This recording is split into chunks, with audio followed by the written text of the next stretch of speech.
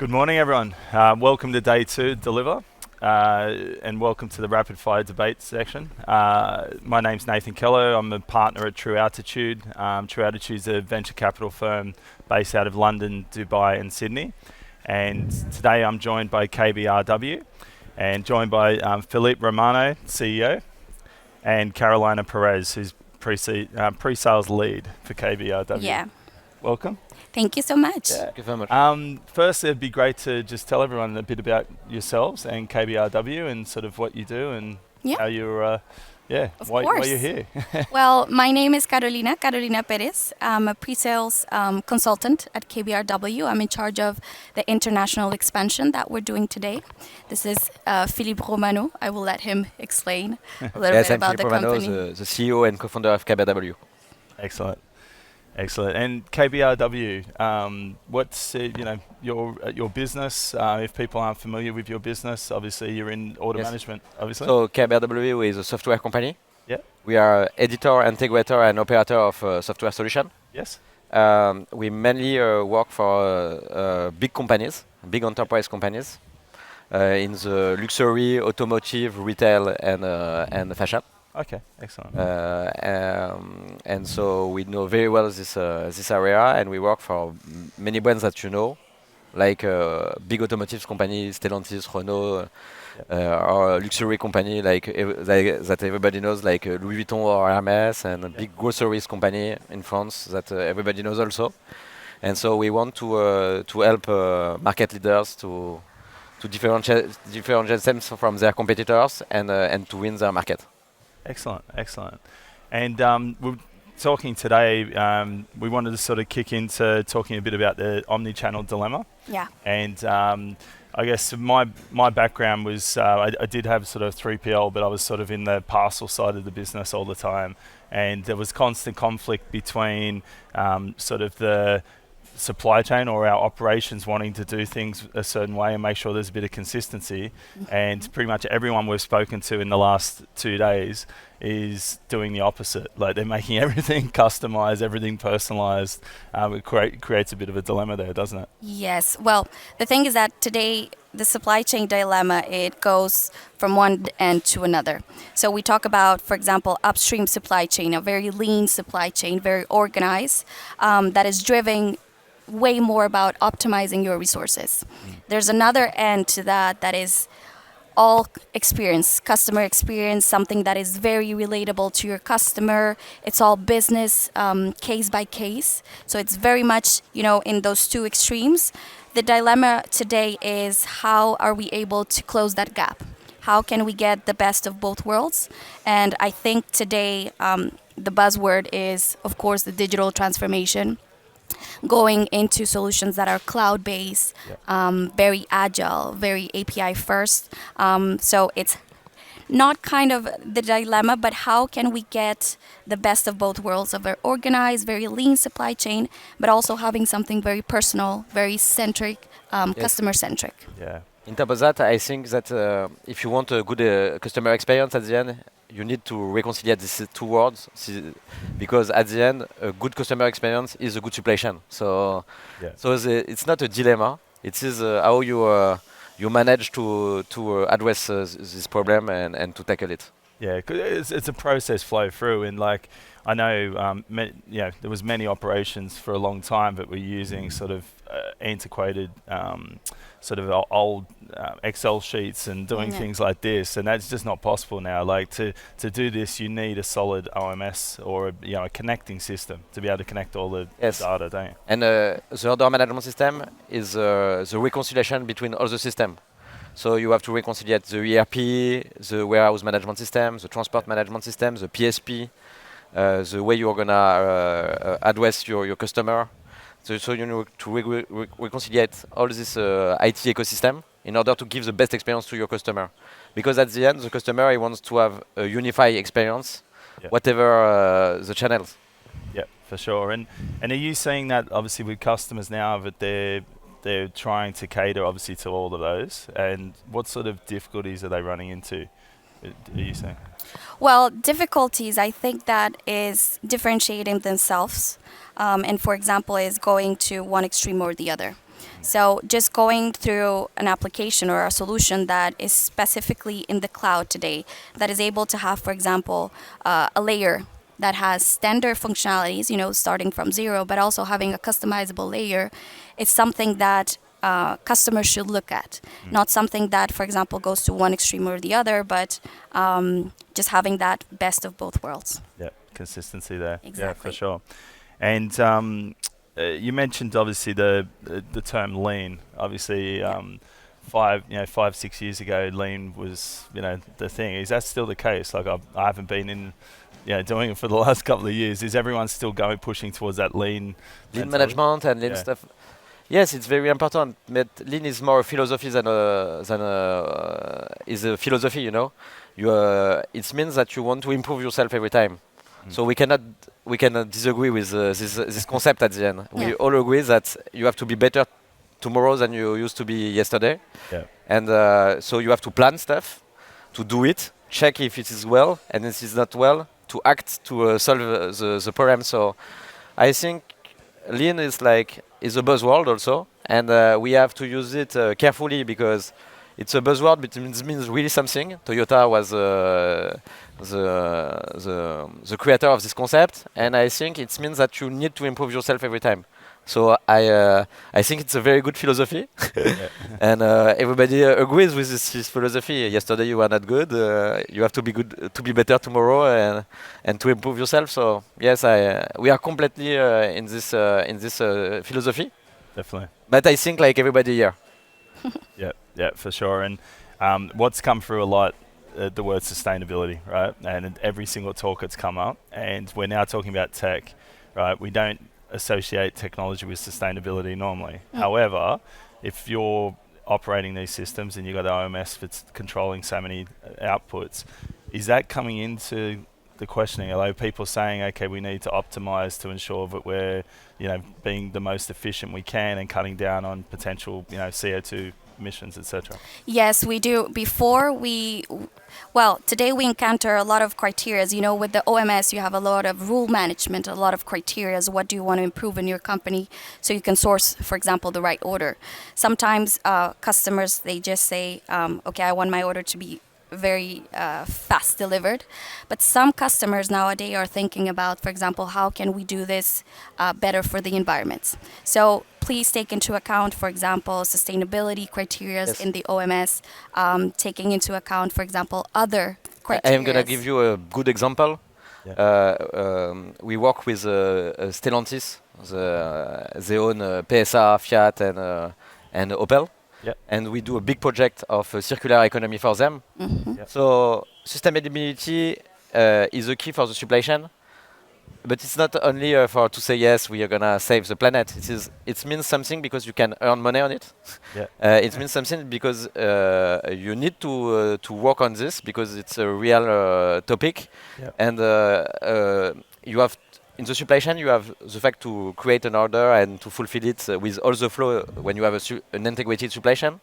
But you have also to think about the return, and the return is key. It's definitely key in everything. So it's not a change. I think it's something that that everybody has to do better also. I don't like buzzword. I think all these concepts were there in the past. And just now we have to do it. Now we just have to do it better. And yes, it's important. Like it has to align. Like any time that you're talking about sustainability and it's going to cost more money and it's going to affect the customer experience and all that, people aren't going to do it. But as long as it's aligned to it, they're going to do it.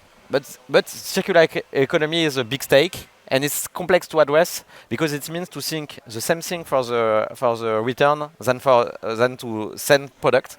It's very easy finally to send product, and nobody think about the return. But in fact, you have to address these two problems with the same strengths. Yeah, for sure.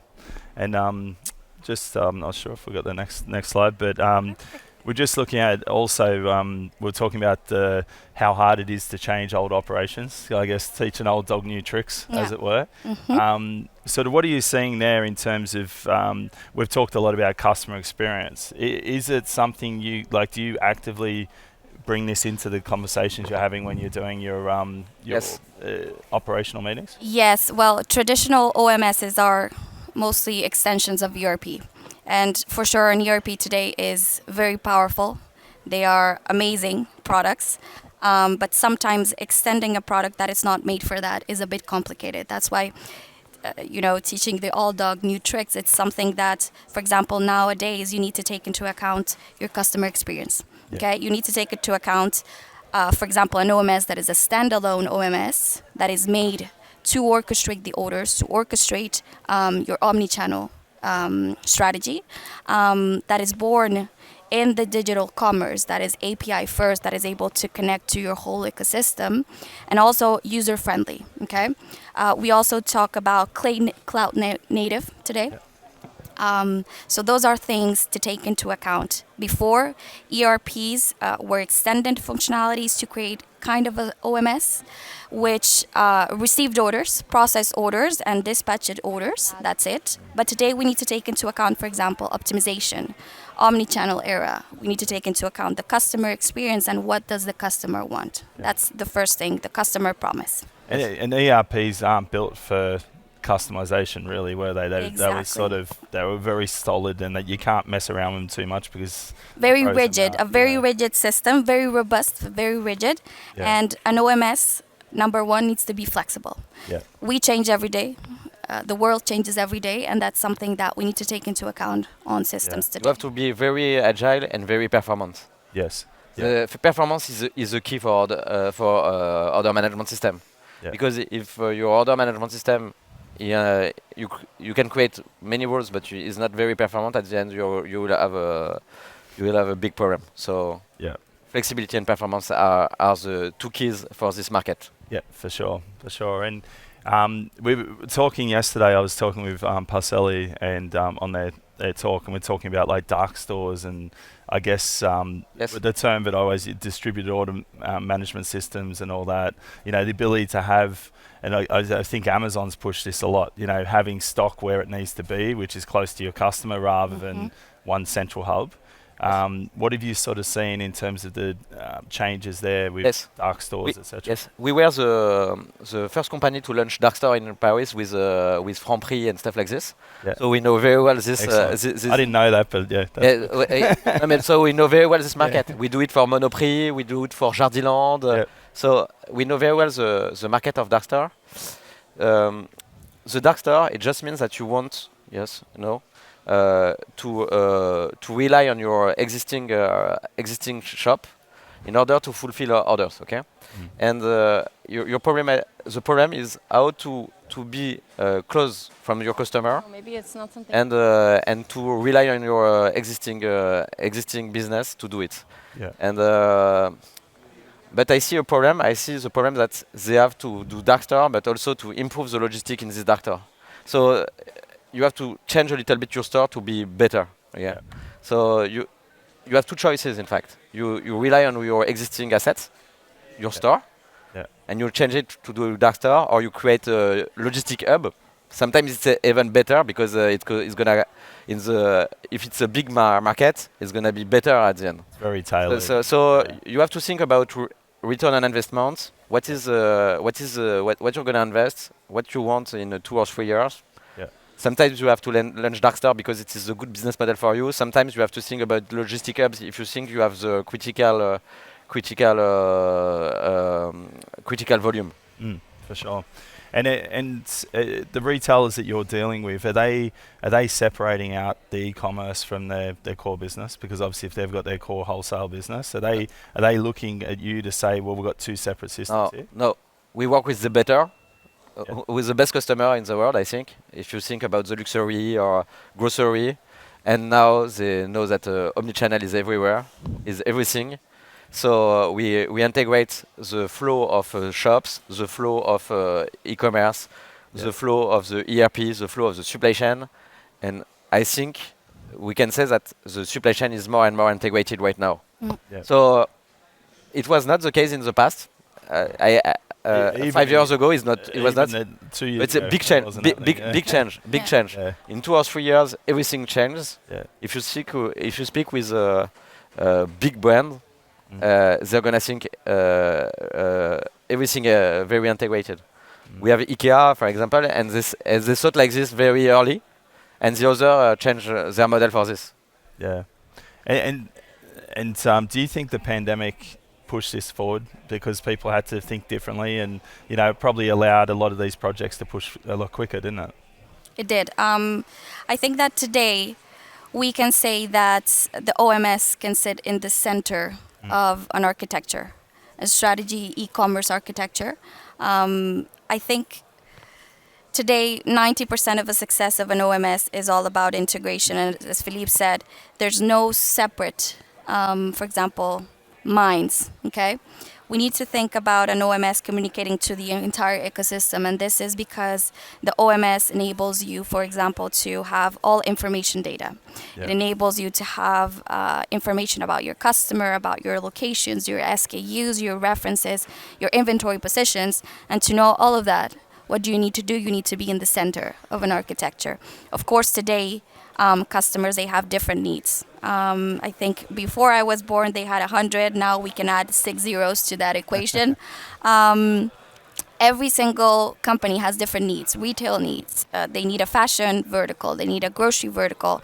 But something that is common for all of them is how do we connect all of those touch points? And I think that will be exactly an OMS that can able to do that.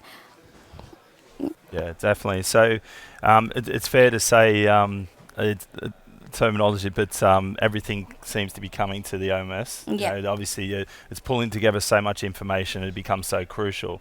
I'm from the delivery side, and I'm just wondering, obviously, being in the Deliver conference, what are you seeing with the carriers and the ability to integrate with the carriers? Is it getting easier to do that, or because we used to have all sorts of trouble, obviously, integrating carriers to our system?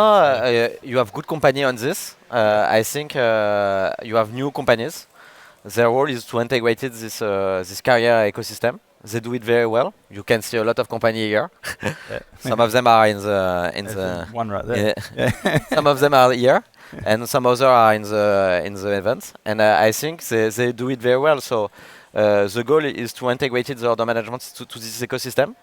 Yeah. In order to have a complete omnichannel strategy. So I'm gonna give you an example for a big luxury brand. We integrated all the TMS and all the carriers, and the experience is seamless. Yeah, excellent. And can you give us an example, obviously, of you don't even have to mention the name of the customer, maybe you want to, but like a project in the last year where they've completely shifted how they operated previously to work with yourselves? Like cannot say that. Or just hypothetically. All of them change a lot of stuff. Yeah. All of them change a lot of stuff last year due to the pandemic. Yeah. I cannot quote a company, but one of the Yeah. luxury company changed completely. They didn't want to do e-commerce in the past, and now they do. So I think it's the biggest change because it's one of the most valued company in the world in the luxury. Yeah. So I can say that I think it's the biggest change. They did a conference with us last year about this, and their company completely changed due to this. I think it was spectacular for us. And I think the grocery market also changed a lot because now they know that the e-commerce is going to be the next word. So it was a part of the order, and now it's for them it's everything.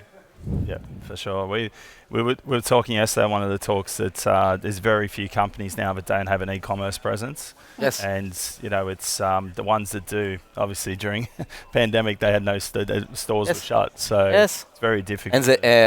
And we said to them to invest 10 years ago. Or it's easier to say it's easier when you're a software company, of course. Yeah. we said to them invest. You're gonna regret to not invest, and now some of them are dead. Okay. Yeah. And when I spoke with them in the past, some of them laughed. Okay. E-commerce, it's bullshit. 10 years ago. I said you have to invest a lot. They said to me, no, it's useless. Now they are dead. Yeah. Some of them will not recover from this Yeah. problem. So e-commerce is key. Yeah.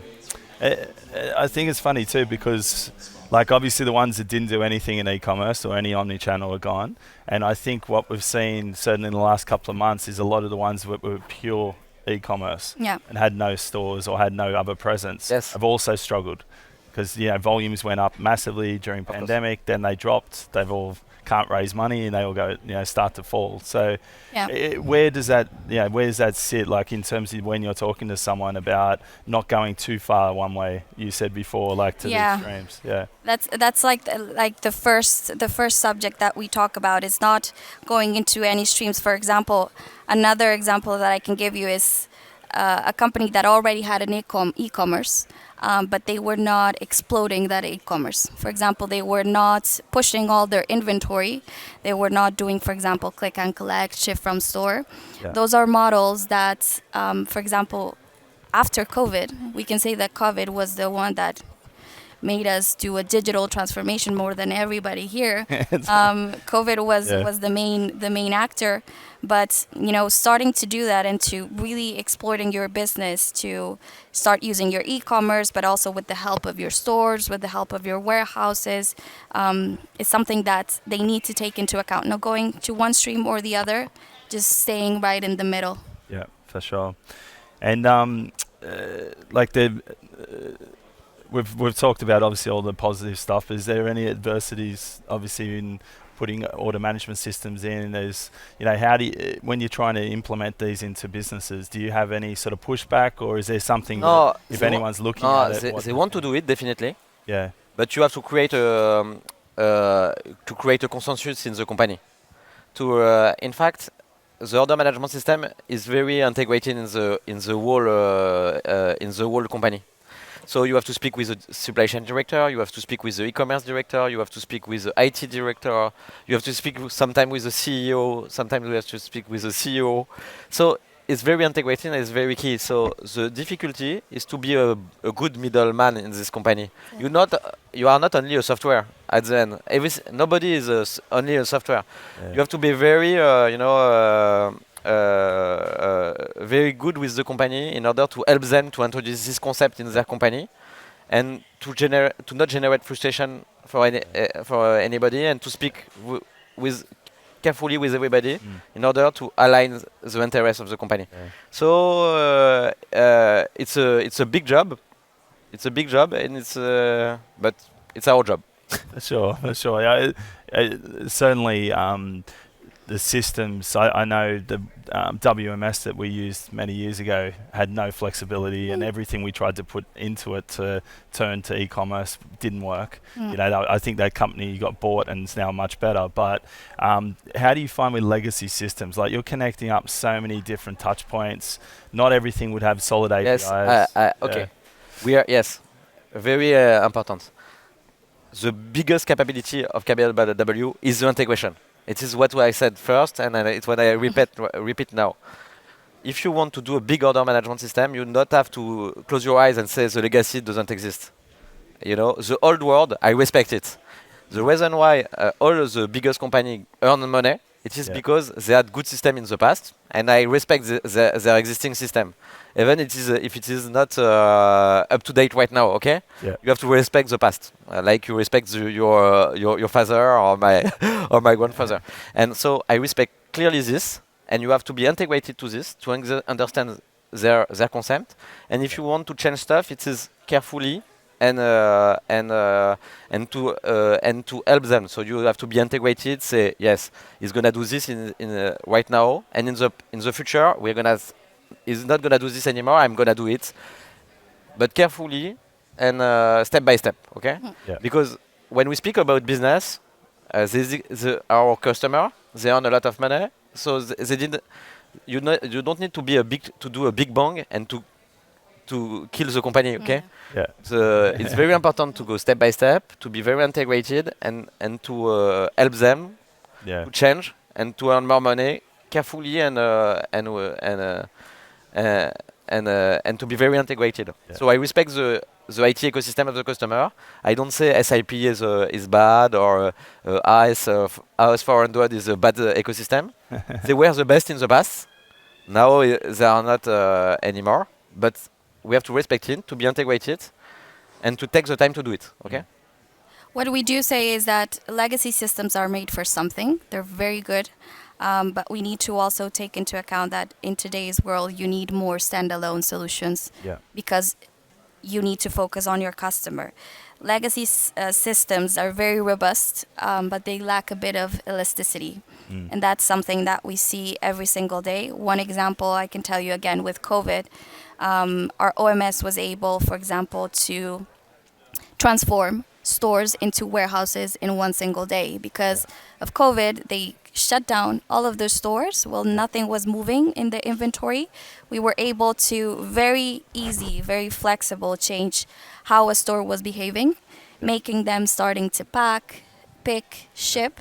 So it's literally configuration. Yes. To be able to do that. Exactly. And that can be done in one day to another, whether if you have a legacy system that is made for other amazing things, it's a little bit more difficult. Yeah, I'm pretty sure a WMS wouldn't be that Yeah. flexible just to pop up a warehouse that quick. It's not true. We develop right now our own warehouse management system, so I know very well this market, There you go. and it's gonna be more and more flexible. Yeah. I can explain you that. In the past, warehouse management system were mainly for B2B in the past, to replenish a store or to do stuff like this. Then the e-commerce forced the retailer to launch B2C warehouse. So it was two different warehouse. And now we are in the new area, a new era. Era. A new era, sorry. And now we can say that the warehouse management can manage both B2B, B2C, some specific orders, and we can manage it like an order management system, but in the warehouse. Yeah. So everything is possible, and now I can say that with the technology you can create flexible stuff even in the warehouse management system. Yeah, that's amazing. Yeah. In the warehouse management system, and after, if you take into account that you have to aggregate also other warehouse management system or other store, you can create a layer on top of that order management system, which gonna aggregate this complexity and to give the best promise to the customer at the end. Amazing. I'd have less grey hair if that existed when I when I had a 3PL. We could do that. Now I think that the customer can be very impressed of some experience that they have with some brand. Yeah. And sometimes you are impressed in the life and say yes, it's very well organized. For example, this event, you know. Yeah. It's a good order management system, this event. Yeah, that's it. Well, this is the first order management system we've had on the talks here, so Yes, that's yes, good. yes. Good to talk about that. So, I guess we've talked a lot about what what the system does and how it works. I guess if I'm a retailer that's in the crowd here or watching this at home, like what should they consider when they're evaluating systems, and what's the key points that come through that you'd want to communicate to someone who's thinking about? I think there's not a magic list, but what we like to do and when we work with our customers is first of all start with a foundation. So let's start with an MVP. For example, if you want to increase your sales, e-commerce sales, why don't you start aggregating all of your inventory and having more visibility to expose that inventory into your e-commerce? Yeah. So just start with a foundation, start with an MVP, and start progressively deploying. We strictly never like to talk about big bangs. We don't like big bangs because, as I said, the world changes. When you deploy, you roll out the solution in 1 year, everything just changes. It's already gone, yeah. It's already gone. Everybody changed. The process changes. The warehouse, your orders change. So just start little by little deploying in a progressive manner. Yeah. Start doing sprints. Start doing your first batch. See how it goes. And that's what we like to do with our customers. We like to start deploying quick wins. Yes. So they can see our product, they will like our product, and they will continue to expand the scope infinitely. Okay, because some of the companies, they said, yes, the buzzword is going to be ship from store, okay? Yes, I'm going to give you an example. So it's always the buzzword for an order management system, so I choose the best word. I say sometimes, I know some retailers. If you do cheap from store, it's not profitable at all. So you have to do the return on investment, do the calculation. Say it's not good for you. You when you are a doctor, you not give the same medication to everybody. So you have to personalize the way you address a customer. Everybody is different, and I think is the key, because if you do the same thing for everybody, at the end it's not gonna be differentiated from the other in the competition. Yeah. It's useless at the end. So you have to think return on investment. I do B2B. I have to manage my B2B. I do B2C. I manage my B2C. I'm not gonna copy and paste my competitor. It's never the good way to work, I think. If you want to win. Yeah. Our customer, they are the leader because they don't copy their competitor. They think by themselves and say, yes, I have to do this and this and this. My customer wants this and this. He said that to me. I know that my customer wants this and this and this, and I can offer him more than the other. Yeah. And if you offer more than the other, at the end, what I see it is you can become the market leader, and it's really possible for everybody to become the market leader if you think like this. Just to conclude that part, with everything Philippe said, you need to consider a product that has, for example, standard solutions, but for example has a customizable layer. Yeah. No customer is just like others. They all have different needs, they all have different flows, different processes. So a solution that has that standard product where you can start from zero, but also can enable you to customize your OMS depending on what is your criteria. Do you want to reduce costs? Do you want to just do express delivers? Do you want to consider any other criteria? Very important for you to have a customizable layer also. Yeah, for sure. So yeah, I think we've obviously covered through a bit. Was there any other areas you wanted to Not touch for on today? Or No, it was very very interesting. Thank you very much for all the questions. No, definitely. We'll throw it out to anyone. Got any questions? No, we covered everything. There we go. Perfect. That's good. So yeah, I think we'll obviously call it there. I'm very interested in talking to you both. Thank you. I've got to learn more obviously around your business, because I wasn't aware too much coming into it, but I think there's actually a lot of introductions I can probably do. So yeah, appreciate your time. Amazing. Thank you so much. And thank you everyone for attending, and look forward to seeing you in the next talks as well. Thanks everyone. Thank you very much.